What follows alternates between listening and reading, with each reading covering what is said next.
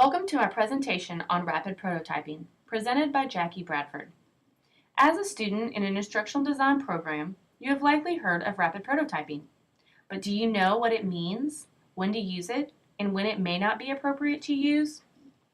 Rapid prototyping is an instructional design process that emphasizes the iterative process and early integration of the learners or end users to arrive at a final product in an efficient, time-compressive manner. Prototyping was originally introduced in the software design and engineering fields in the late 1980s. Prototyping was used as a fast-paced method of product development, specifically by the 3D Systems industrial fabricator. You see, in these software design and engineering settings, end product precision is essential. Problems are quite complicated and solutions are very expensive. Stephen Tripp and Barbara Bischelmeyer noticed similarities between the software engineering and instructional design fields and developed rapid prototyping as an instructional design model.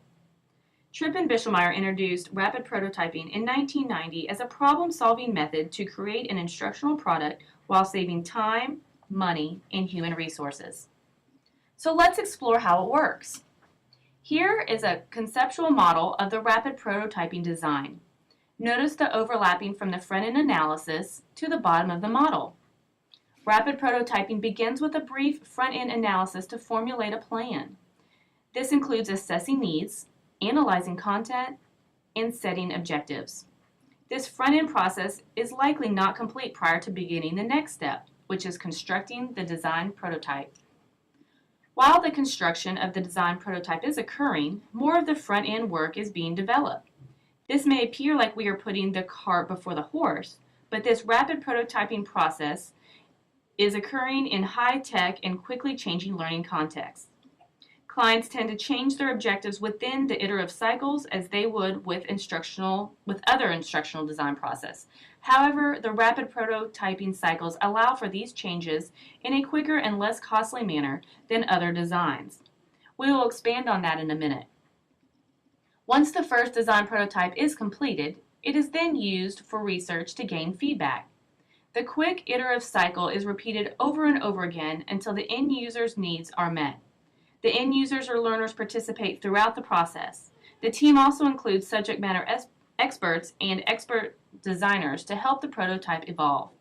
The bells and whistles are not added to the prototype until the final form takes shape in later iterations.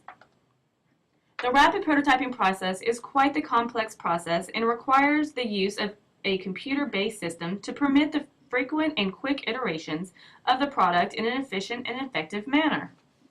This means, in order for rapid prototyping to work, programming must be computer-based that allows for modularity and plasticity. Without modularity and plasticity, rapid prototyping would not be so rapid.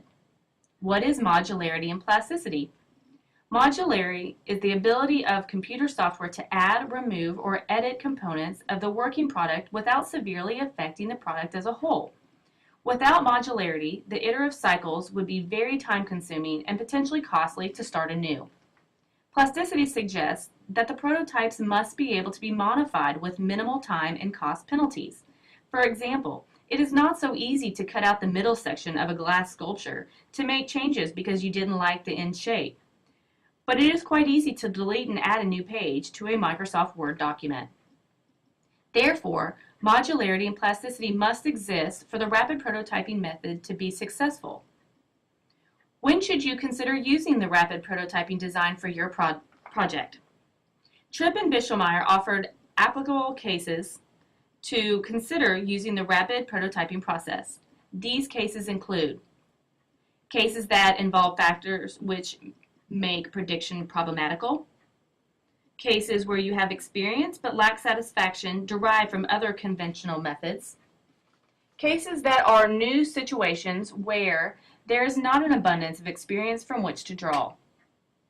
Rapid prototyping is useful for classroom-based and instructor-led scenarios in which procedural or task-oriented learning must occur. When is it not recommended to use rapid prototyping? Rapid prototyping will be less likely to be effective if the designer's experience level is novice, if appropriate resources are not available, for example, a computer system, and if organizational support is limited. Rapid prototyping can yield successful results with developing electronic performance support systems, conference video designs, software designs, computer-based instruction, web design, and used for collaborative learning. As James DeRosier stated, accelerating change is the constant of a digital world. We are now living in a digital world, and educators should pursue new ways to produce more with less. Rapid prototyping can answer the need for rapid change in this digital world.